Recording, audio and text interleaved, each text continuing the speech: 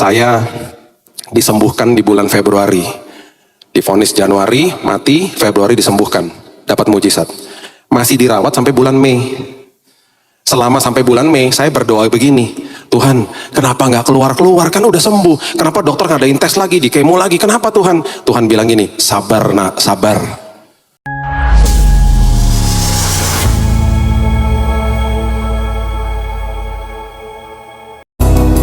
Bapa yang sungguh baik, terima kasih buat kesempatan demi kesempatan Tuhan. Kami bersama Tuhan berjalan bersama Raja atas segala Raja. Dan menikmati hidup ini Tuhan.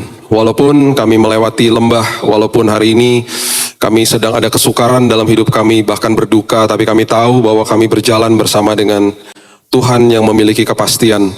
Itu sebabnya Tuhan terus ubahkan hati kami untuk menjadi manusia yang sadar bahwa kami diciptakan ini segambar dan serupa seperti Tuhan. Tuhan, kami percaya bahwa semua firman yang ditaburkan di tempat ini bukan sekedar hanya lewat-lewat saja Tuhan. Tidak akan percuma Tuhan. Tidak akan kembali dengan sia-sia. Semuanya menjadi kehidupan, menjadi rema, bahkan firman Tuhan menyembuhkan yang sedang sakit. Bukan sekedar tubuh saja, tapi juga jiwa. Ketika ada gangguan di dalam pikiran kami, gangguan di dalam perasaan emosi kami juga disehatkan. Roh kami juga disehatkan. Semua karena firman Tuhan yang hidup. Terima kasih Tuhan, Roh Kudus, bahkan Roh Tuhan yang membangkitkan Yesus dari kematian ada di setiap kami. Itu sebabnya Tuhan kami perkasa, karena Tuhan perkasa.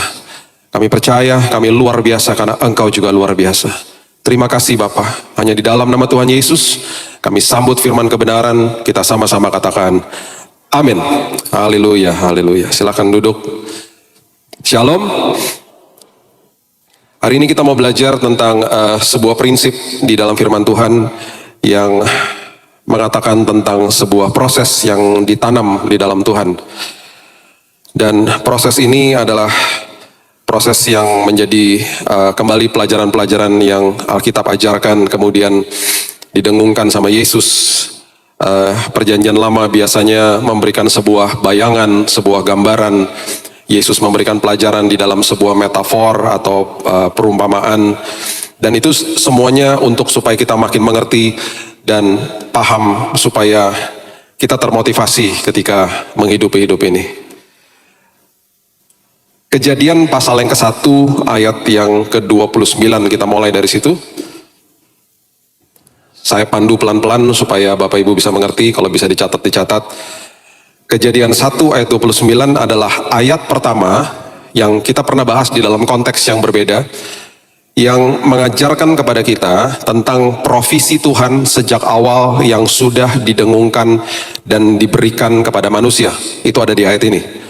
Berfirmanlah Allah, lihatlah aku memberikan kepadamu segala tumbuh-tumbuhan yang berbiji di seluruh bumi, segala pohon-pohonan yang buahnya berbiji, itulah akan menjadi makananmu. Karena kebutuhan manusia saat itu makanannya ada di sekitar mereka, yaitu buah, pohon, dan lain sebagainya. Itu diberikan seperti itu. Ya, tumbuh-tumbuhan yang berbiji, pohon-pohonan yang buahnya berbiji. Yang unik daripada ayat ini, sampai 2 kali disebutkan kata berbiji. Jadi tumbuh-tumbuhan yang berbiji. Pohon-pohonan yang buahnya berbiji. Jadi pohonnya mungkin daunnya atau seratnya ada yang bisa dimakan dari situ. Kemudian ada kata berbiji. Buahnya yang nanti akan dimakan menjadi mencukupkan kebutuhanmu, tetapi dikatakan lagi yang berbiji. Berbiji itu bukan untuk dimakan, tetapi berbiji itu untuk ditabur kembali. Sebenarnya itu prinsipnya. Jadi semua yang Tuhan titipkan dalam hidup ini selalu ada unsur bijinya. Di waktu yang lalu kita belajar 3 komponen. Waktu, talenta, dan uang. Yang Tuhan titipkan dalam hidup manusia dan kita patut untuk menaburnya kembali. Ya, jadi selalu ada unsur bijinya. Yang menarik adalah Alkitab bahasa Indonesia kita menjelaskan tentang arti daripada biji ini, ya. Dan ini ada kaitannya dengan proses ketika kita sedang diproses sama Tuhan, yang diberikan sebuah gambaran, yaitu kita sedang seolah-olah ditanam di bawah permukaan tanah, gitu ya. Perhatikan Mazmur pasal yang pertama, ayat yang ketiga. Mazmur pasal yang pertama, ayat yang ketiga adalah ayat yang sangat populer karena di bagian terakhir daripada Mazmur ini ada kalimat apa saja yang diperbuatnya berhasil. Beberapa ayat yang mengeluarkan kalimat-kalimat yang membuat hati kita senang, seringkali karena begitu senangnya kita lihat ayat ini, kita mengamenkan, kita lupa ada beberapa kalimat yang sangat penting yang akhirnya kita tidak lakukan. Mazmur 1 ayat 3 mengatakan iya itu kita, ya. Seperti pohon. Jadi pohon itu menggambarkan manusia rohani kita sebenarnya. Itu di perjanjian baru ketika ada seorang yang buta dicelikan, itu ada beberapa proses. Proses pertama ketika dicelikan, saya melihat orang-orang seperti pohon-pohon. Itu mata rohaninya dulu yang dicelikan. Habis itu disempurnakan, akhirnya mata jasmaninya dibuka. Ya, nanti satu hari kita bahas tentang ayat itu. Tapi saya cuma mau beritahu bahwa pohon ini adalah gambaran dari manusia rohani kita. Ya, ia seperti pohon yang, keluar kata ini, ditanam di tepi aliran air, yang menghasilkan buahnya pada musimnya, daunnya yang tidak layu daunnya. Kemudian kita suka dengan bagian ini, apa saja yang diperbuatnya berhasil. Wow. Jadi kita pikir oke, yang penting saya melakukan kebenaran firman, saya dekat-dekat sama Tuhan, nanti apapun yang saya perbuat berhasil. Kita lupa ada sebuah kalimat yang mengatakan ia seperti pohon yang ditanam. Tanpa proses ditanam, apapun yang kita lakukan mentah semuanya.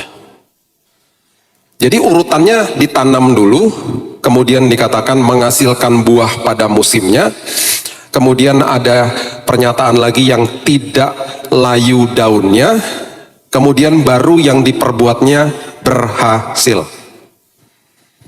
Ini urutannya jelas. Jadi jangan serta-merta baca ayat ini terus kita lupakan yang namanya sebuah proses ditanam. Ya, jadi gini. Ketika kita belajar Alkitab, ya, ketika saya belajar Alkitab, kerap kali pasti saya akan membuka beberapa referensi, commentary, dictionary, ya, commentary tentang apa yang menjadi konteks daripada ayat itu. Kalau dictionary itu tentang bahasa aslinya, dan kerap kali juga pasti saya akan membuka Alkitab bahasa Inggris. Alkitab bahasa Inggris yang menjadi panduan dalam pembelajaran saya itu biasanya King James Version, versi King James, versi New King James, The Message. Saya suka Alkitab The Message, saya punya Alkitab The Message. Dan salah satu Alkitab dan bahkan Alkitab bahasa Inggris yang saya baca keseluruhannya dari Kejadian sampai Wahyu, itu adalah terjemahan namanya NLT, New Living Translation. Itu bagus sekali. Ya, ini referensi aja kalau Bapak Ibu mau belajar seperti itu. King James itu berat memang bahasanya, tetapi seringkali ditemukan bahasa-bahasa asli, lebih tepatnya di versi King James namanya. New King James lebih mudah dibaca dengan bobot yang masih berat. The Message itu seperti bahasa sehari-hari, seperti surat cintanya Tuhan kepada kita. Dan biasanya Alkitab The Message itu ayatnya cuman dibilang dari ayat 1 sampai 10 gitu. Kita nggak tahu ayat yang 2 kemana, karena disambung terus kayak surat gitu. Kemudian ada juga New Living Translation. Nah, dari semua ini, ketika saya pelajari kata biji, ternyata di dalam Alkitab bahasa Indonesia kita dijelaskan lebih detail daripada Alkitab bahasa Inggris. Ini pertama kali saya temukan hal seperti ini yang biasanya Alkitab bahasa Inggris menjelaskan dengan lebih detail daripada kosakata bahasa Indonesia. Jadi di dalam prinsip ini Alkitab bahasa Indonesia kita menjelaskan ada dua elemen yang sedang ditanam. Yang satu biji, yang satu benih. Dan itu akan makin jelas nanti kalau kita lihat ayatnya sebentar. Di Alkitab bahasa Inggris, biji dan benih diterjemahkan hanya dalam satu kata, yaitu seed, S-E-E-D, that's it. Jadi ketika saya temukan ini, saya dalam hati, wow, pertama kali Alkitab bahasa Indonesia kita kosakatanya lebih kaya daripada bahasa Inggris. Yang biasanya bahasa Inggris memang lebih banyak lah kosakatanya daripada bahasa kita. Tetapi dalam prinsip ini lebih detail. Alkitab bahasa Indonesia kita. Jadi lebih bisa menjelaskan dengan lebih detail. Jadi gini, biji, ya ini saya ambil dari arti biji dalam bahasa Indonesia. Itu adalah suatu bentuk inti, ya saya bacakan ya. Ini quote bukan dari saya. Ini saya ambil dari Kamus Bahasa Indonesia dan juga dari kamus orang-orang yang bercocok tanam. Ya, biji itu merupakan suatu bentuk inti hasil dari sebuah persarian dan akan bakal tanaman yang mini, tanaman kecil embrio yang masih dalam keadaan perkembangan yang terkekang. Ada kata terkekang, dormen, terbatas, mentah, itu biji. Jadi makanya ketika dikatakan kalau imanmu sebesar biji sesawi, itu berarti sesuatu yang sangat mentah. Bukan sekedar kecil tapi mentah. Dan terkekang itu berarti terbatas. Itu biji. Oke. Dan tadi di Kejadian 1:29 dikatakan biji. Nah, kemudian ada pengertian berikutnya dari biji ini, yaitu sebuah benih. Benih ya, saya bacain. Ini definisinya ya. Benih ialah biji tanaman. Biji tanaman yang tadi ya, yang masih terkekang, masih mentah. Biji tanaman yang dipergunakan untuk keperluan dan pengembangan usaha tani yang memiliki fungsi agronomis. Perhatikan kalimat ini definisinya yang saya ambil ya. Dikatakan begini, benih itu berarti diartikan sebagai biji yang telah mengalami perlakuan khusus sehingga dapat dijadikan sarana dalam, perhatikan kalimat ini, memperbanyak tanaman. Kalau biji dalam kondisi terkekang, terbatas, liar, mentah, itu bisa menghasilkan sebuah tanaman kecil. Kalau benih itu adalah biji yang sudah dikondisikan, kemudian ditanam, menghasilkan sebuah tanaman pohonan yang jauh lebih banyak jumlahnya. Kenapa ini relevan? Kenapa ini saya bagikan? Karena rupanya di dalam Alkitab, nanti kita akan lihat ayatnya, kita ini membawa biji yang begitu mentah. Dan ketika hidup kita mau diproses sama Tuhan, Alkitab dengan sangat jelas mengatakan kepada kita, Tuhan turut serta di dalam proses itu. Kita bawa biji kita bawa biji iman yang masih kecil, kita bawa harapan kita yang masih kecil, kita datang kepada Tuhan, dan kemudian biji itu diambil sama Tuhan, dikondisikan jadi benih. Dia pegang tangan kita, dia duduk jongkok sama kita, dia bilang, yuk nak, kita tanam sekarang benihnya ya sama saya.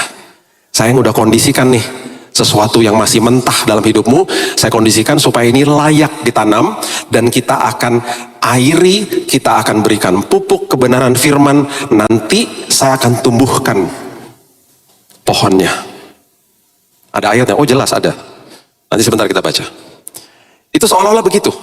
Kemudian prosesnya ditanam, kemudian Tuhan bilang sama kita, tunggu ya nak, jangan cabut dirimu dari proses ditanam. Sabar nak, sabar. Biji dijadikan benih sama Tuhan. Oke. Itu sebabnya kata benih itu di dalam bahasa Yunani itu adalah zera. Zera itu adalah dari kata yang menjadikan kata sperma. Makanya terjadilah reproduksi di antara manusia melahirkan seorang bayi. Itu semuanya ada kaitannya, ya. Oke. Saya akan buka dulu Yeremia 17 ayat 7 sampai ayat 8. Yeremia 17 ayat 7 sampai 8.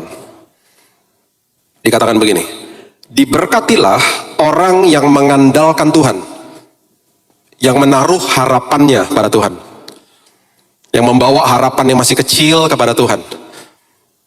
Ia akan seperti pohon yang ditanam di tepi air, yang merambatkan akar-akarnya ke tepi batang air, dan tidak mengalami datangnya panas terik, daunnya tetap hijau, tidak khawatir dalam tahun kering, dan tidak berhenti menghasilkan buah. Oke, itu ketika ditanam, ya, ditanam di tepi aliran air. Air menggambarkan air kehidupan. Air menggambarkan sebuah prinsip kebenaran firman. Itu sebabnya Mazmur 1 ayat 3, saya ulang lagi, saya baca di bagian pertamanya saja. Ia seperti pohon yang ditanam di tepi aliran air. Perhatikan prinsip ini baik-baik. Proses ditanam itu ada di bawah tanah. Di bawah tanah itu gelap, berantakan, dan posisinya 11-12 sama bangkai atau jenazah. Makanya seringkali ketika kita di dalam proses seperti itu, kita merasa ada di bawah gelap berantakan, seolah-olah orang gak ada yang perhatikan kita. Kita pupus harapan kita. Karena kita disuruh sama iblis untuk melihat ke kanan atau ke kiri, yang kita betul-betul letaknya tempatnya sama dengan tempatnya bangkai atau jenazah. Bangkai atau jenazah tidak akan bertumbuh. Tetapi kehidupan orang Kristen yang sedang diproses sama Tuhan akan bertumbuh. Itu sebabnya seringkali ada sebuah suara di dalam hati kita yang mengatakan, kamu habis dan selesai hidupmu dan tidak ada harapan. Itu sebabnya kita mengenal dengan kata-kata atau kalimat yang mengatakan seperti begini, saya ini hidup di bawah tekanan, Pak. Itu lagi ditanam. Di bawah tekanan. Saya gaji saya, Pak, di bawah UMR. Hidup saya, Pak, di bawah rata-rata. Saya nggak sepandai yang lain-lain. Hidup Pak saya, Pak, di bawah vonis dokter. Under pressure. Hidup saya, Pak, di bawah tekanan yang luar biasa karena penyakit saya, Pak, misalnya gitu. Justru Alkitab dengan jelas katakan, ketika ada proses di bawah, itu justru makin dekat dengan air kehidupan. Dan justru di dalam proses seperti itu, air kehidupannya yang memberikan nutrisi kepada dia. Bukan dari luar, bukan dari mana-mana, dari bawah. Itu sebabnya orang yang sedang di dalam proses, salah satu gambarannya dikatakan yang ada di padang gurun biasanya, orang-orang seperti begitu yang biasanya dengar suara Tuhan lebih jelas. Itu sebabnya di perjanjian baru dikatakan Yohanes Pembaptis mendengar suara Tuhan di padang gurun, bukan imam yang ada di bait Allah. Setiap orang yang ada di dalam sebuah tekanan seperti itu, ketika dia sadar bahwa dia sedang di dalam proses ditanam, dia mengerti bahwa justru dia sangat dekat dengan air kehidupan. Dan itu kesempatan bagi dia untuk belajar mengisi hidupnya dengan kebenaran firman. Saya mau beritahu ini kepada kita. Setiap Kamis, Minggu, di tempat ini, Bapak Ibu dengar firman dari atas mimbar. Firman itu adalah makanan rohani. Ketika kita masuk ke dalam gedung gereja, dengar firman yang dibentangkan dari atas mimbar, itu seolah-olah kita sedang ditraktir makanan rohani. Karena yang memberikan firman, yang mempersiapkan firman, istilahnya mempersiapkan makanannya buat kita semuanya. Saya juga gitu, saya juga ngalamin kayak gitu. Duduk di gereja, atau kita lagi dengerin khotbah di YouTube. Kita lagi ditraktir makanan rohani. Ucap syukur, berkati orang yang traktir kita. Tetapi setelah itu, yuk beli sendiri makanannya. Jangan mau ditraktir terus. Dengan kata lain, yuk belajar sendiri. Jangan sekedar hanya puas ditraktir terus, tapi nggak mau belajar gitu loh. Itu sebabnya saya katakan, yuk kita sekarang kan sudah sadar nih, kita jadi anak ahli waris dan orang yang punya hak penuh atas janji Tuhan. Kan itu status yang diberikan ketika terima Yesus. Langkah berikutnya harus dia mau jadi murid. Mau belajar dan diajar. Jadi setelah dengar firman, pulang diulik lagi, dibaca lagi, dilihat lagi. Kemudian bilang, Tuhan aku mau hidupi firman ini. Dan justru kondisi yang paling luar biasa itu adalah ketika kita sedang diproses sama Tuhan. Makanya jangan pernah kehilangan kesempatan. Semua kesempatan itu indah di dalam Tuhan. Bahkan kesempatan seperti itu pun sangat indah. Kolose 2 ayat 6 dan 7 mengatakan begini. Kolose 2 ayat 6 dan 7. Kamu telah menerima Kristus Yesus Tuhan kita. Karena itu hendaklah hidupmu tetap di dalam Dia. Hendaklah kamu, perhatikan ini, berakar di dalam Dia dan dibangun di atas Dia. Hendaklah kamu bertambah teguh dalam iman yang telah diajarkan kepadamu, dan hendaklah hatimu melimpah dengan syukur. Jadi selagi dalam proses sedang berakar di dalam Kristus, isi hidupmu dengan ucapan syukur.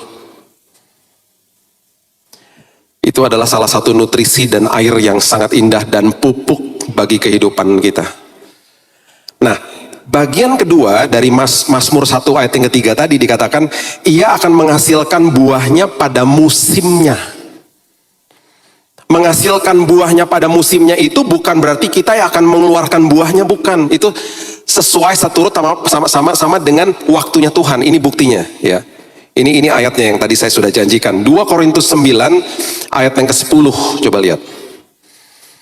2 Korintus 9 ayat yang ke-10.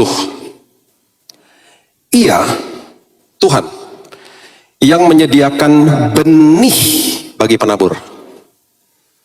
Bijinya dibawa, dikondisikan jadi benih. Jadi Tuhan yang menyediakan benih bagi penabur dan roti untuk dimakan.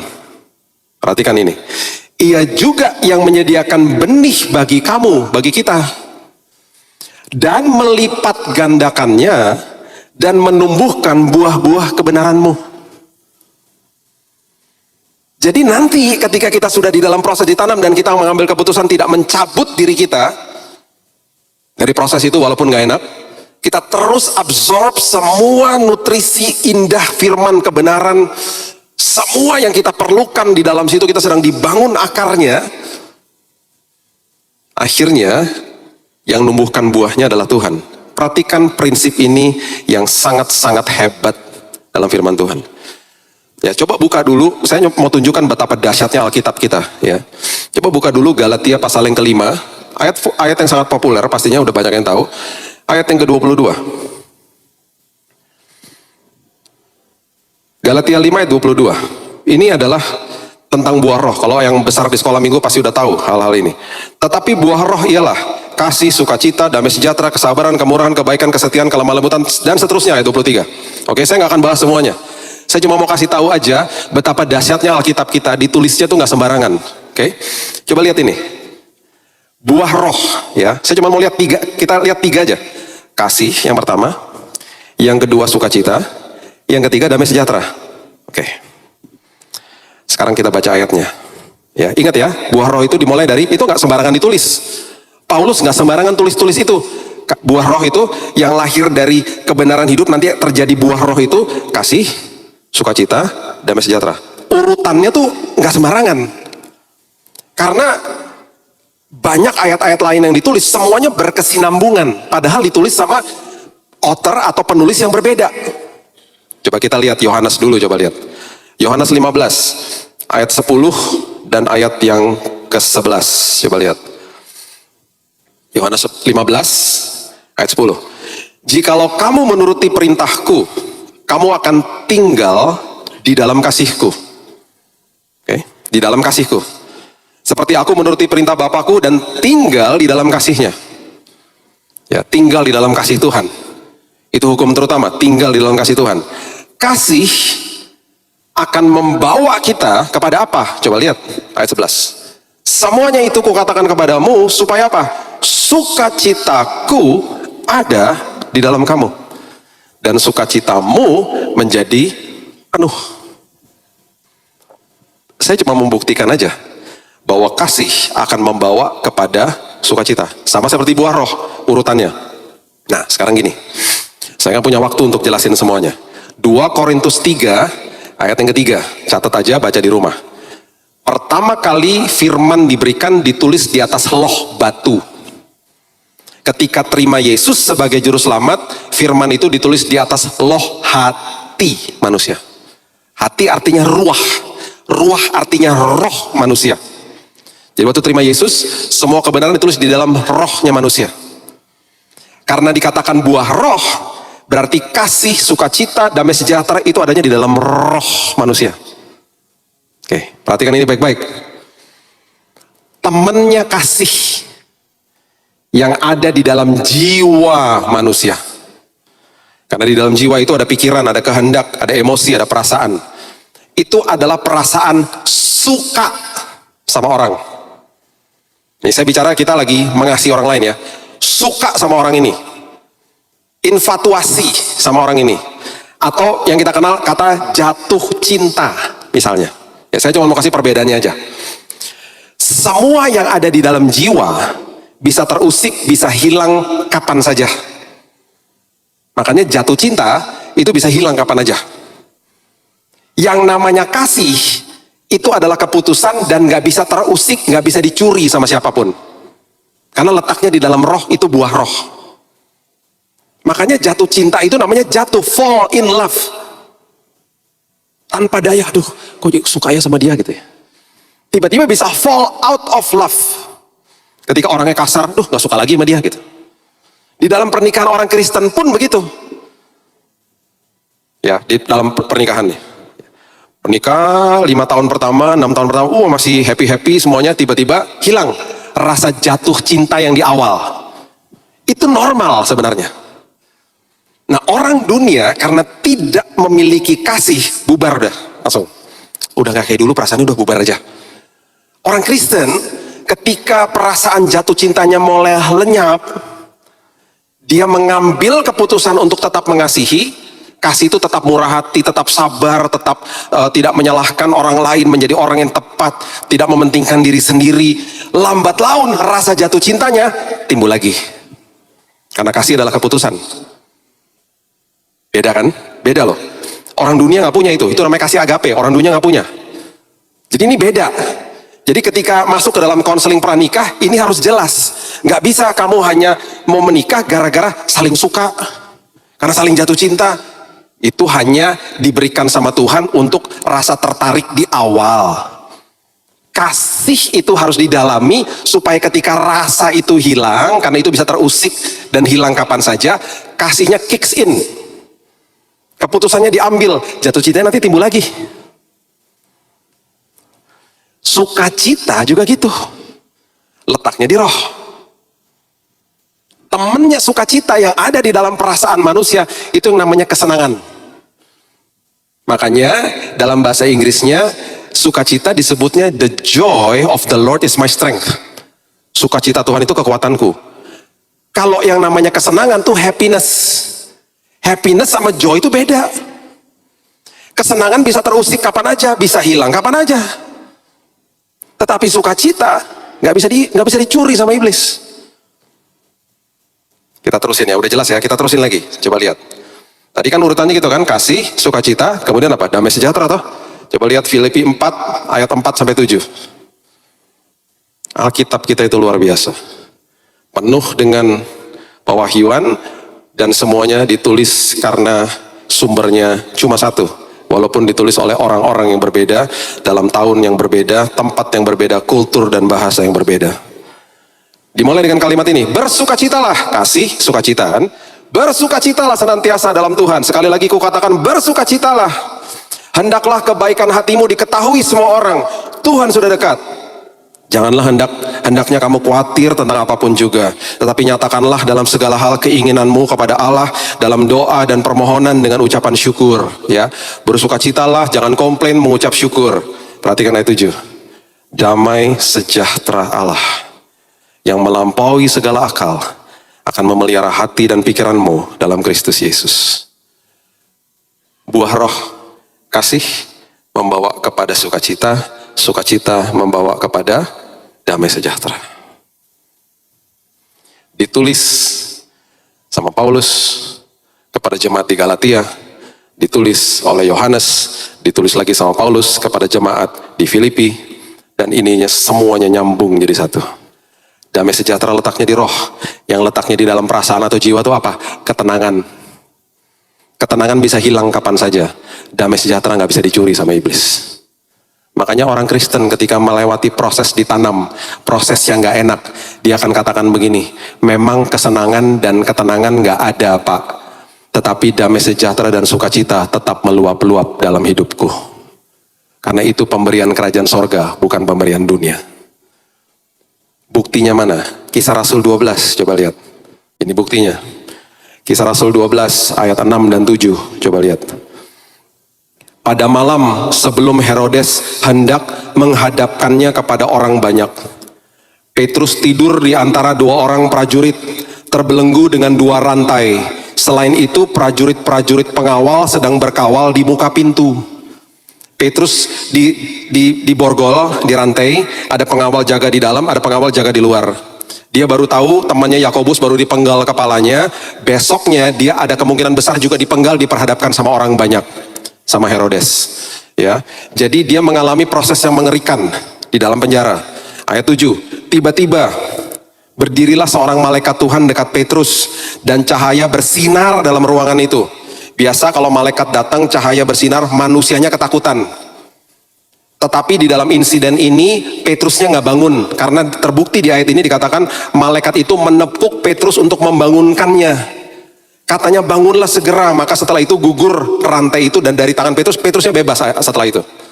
Yang saya cuma mau gambarkan di sini adalah Petrus, ketenangan sama kesenangannya udah pasti nggak ada, terusik pasti. Temannya baru dipenggal mati, besok dia ada kemungkinan dipenggal juga kok.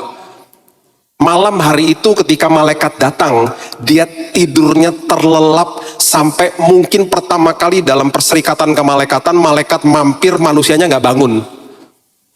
Ada kemungkinan besar teman-temannya malaikat yang hadir ke situ pada tertawain dia, nggak sakti kamu, mungkin digituin kali. Karena dia akhirnya harus menepuk Petrus membangunkannya, berarti tertidur nyenyak. Orang Kristen, anak Tuhan, walaupun ada masalah, walaupun ketenangan dan kesenangannya tidak ada, malam hari bisa tidur nyenyak karena tetap ada damai sejahtera dan sukacita. Itu anak Tuhan. Nggak bisa diusik sama iblis. Itu miliknya kerajaan sorga, the property of the kingdom yang diberikan kepada kita. Itu maksud daripada buahmu akan aku tumbuhkan pada musimnya. Aku yang tumbuhin. Kamu tenang aja.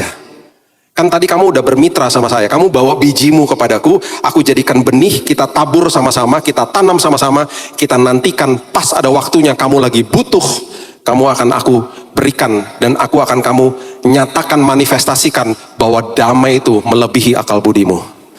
Di situ saya baru sadar.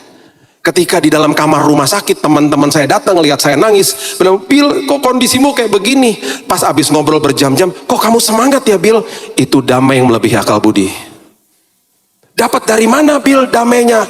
Ya nggak mungkin lah kuat dan gagahku, karena masuk di dalam proses ditanam, ditumbuhkan buahnya pada musimnya. Di musim ketika sedang dibutuhkan, keluar buahnya. Memberkati saya, dan buah itu selalu memberkati orang lain. Itu dalam artinya. Dahsyat artinya. Dan kemudian ayat ini dikatakan, dan tidak layu daunnya. Tidak layu daunnya. Kenapa tidak layu daunnya? Daun adalah gambaran daripada mahkota sebuah pohon. Makanya kalau lihat pohon, daunnya nggak ada, jelek pasti. Ya, daun itu adalah mahkota dari pohon, sama seperti rambut kepada seseorang. Jadi kalau nggak ada rambutnya, ya nggak ada mahkotanya. Saya cuma mau bagikan ayat ini aja ya. Saya cuma mau curhat ke jemaat. Coba lihat Lukas 21 ayat 18. Ini curhatan hati loh ya. Coba ya kita baca sama-sama. Saya suka sedih kalau baca ayat ini soalnya.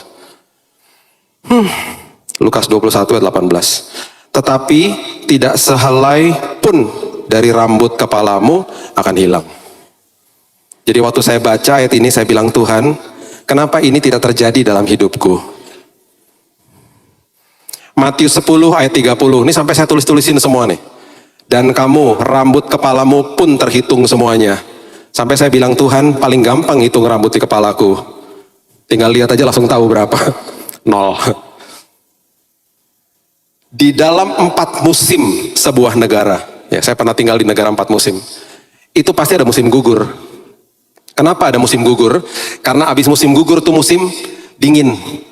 Kenapa digugurin daun-daunnya? Karena pohonnya harus simpen nutrisinya. Untuk dia supaya survive melewati musim dingin. Jadi nutrisinya nggak disalurkan ke ranting-ranting, daunnya gugur semua. Makanya jelek. Dan kota-kota seperti ini, negara-negara 4 musim, di musim gugur, itu mengeluarkan uang sangat banyak karena membersihkan kota. Daun di mana-mana dan bahaya, licin. Tiap hari ada truk kemana-mana, bersihin, di vakum gitu jalanannya. Daun berserakan di mana-mana.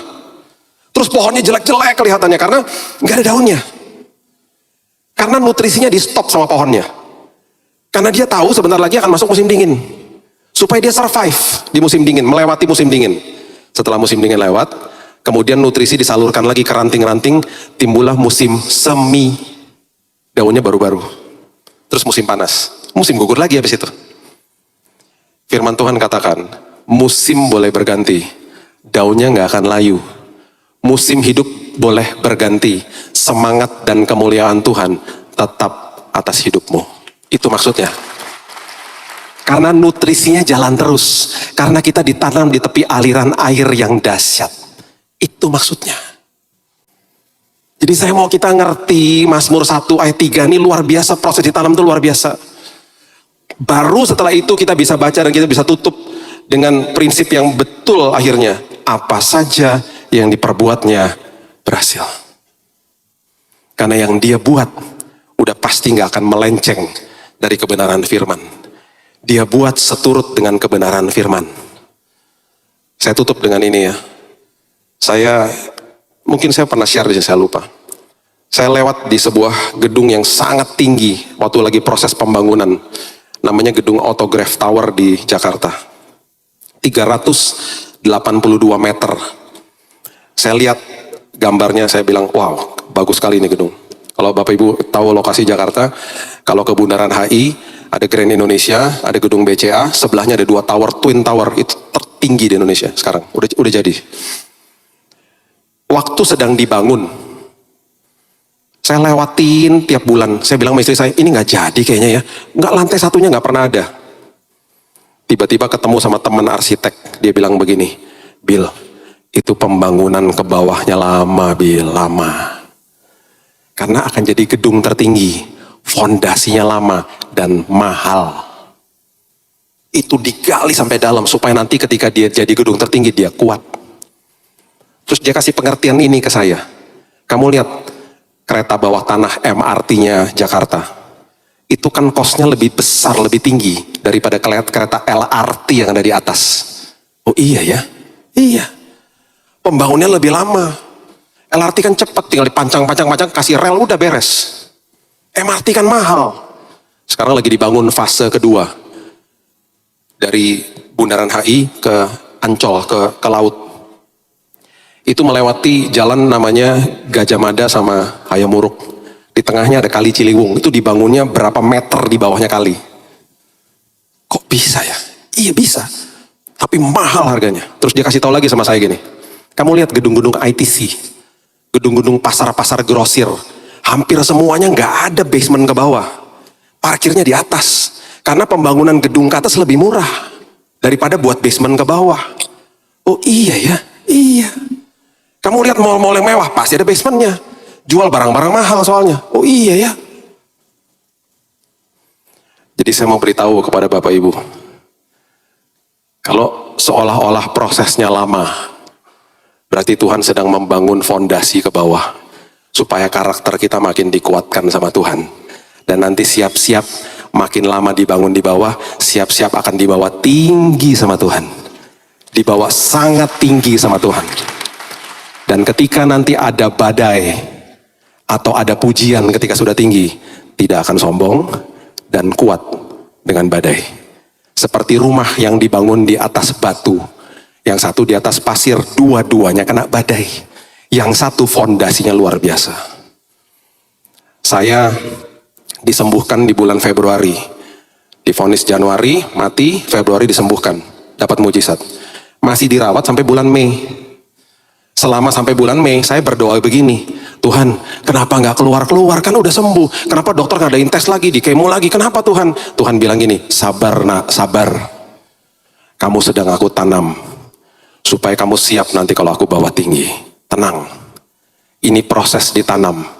Terus ambil nutrisi dariku, terus ambil firman dariku. Sekarang baru saya ngerti. Terima kasih Tuhan. Itu perlu buat saya.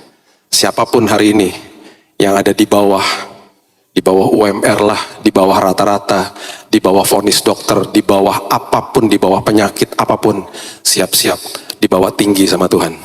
Persiapkan hidupmu, sedang karaktermu sedang dibangun sama Tuhan. Dan Tuhan akan saksikan semuanya kepada dunia ketika dia tumbuhkan buahnya.